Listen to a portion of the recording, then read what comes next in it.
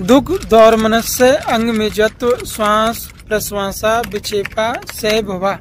चूंकि इस सूत्र में महर्षि पतंजलि कहते हैं कि तो इस सूत्र में जो अंतराय विघ्न है उनके उपविघ्नों की चर्चा होती है। दुख दौर्मनस्य अंग में जत्व श्वास प्रश्वास विक्षेप सह भवा। दुख शारीरिक हो सकता है, मानसिक भी।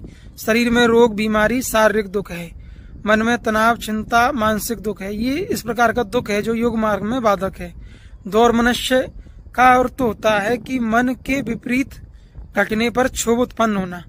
जैसे साधक ने कोई इच्छा की और उसकी विपरीत घटना घटी तो क्षोभ उत्पन्न होता है।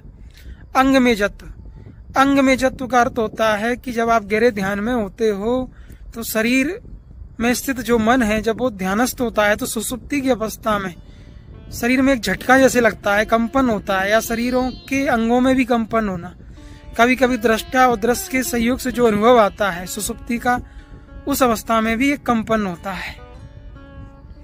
श्वास प्रश्वास विक्षेपा, जो श्वास हम लेते हैं O2 या ऑक्सीजन, उसमें भारी संकल्पों का आ जाना श्वास संबंधी विक्षेप है।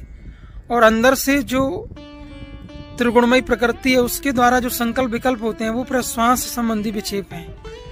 और ये चित्त के अंतराय विघ्न हैं जो चित्त को खिन्न उदास और शांत रखते हैं। ये उन 9 विघ्नों के साथ 5 सहयोगी विघ्न हैं जो योग मार्ग की बाधाएं हैं। इन विघ्नों को दूर करने के लिए साधक अल्पाहार एकांत देश का सेवन करते हुए प्राण वायु को गहरा अंदर खींचे और रोके, फिर छोड़े, फिर रोके।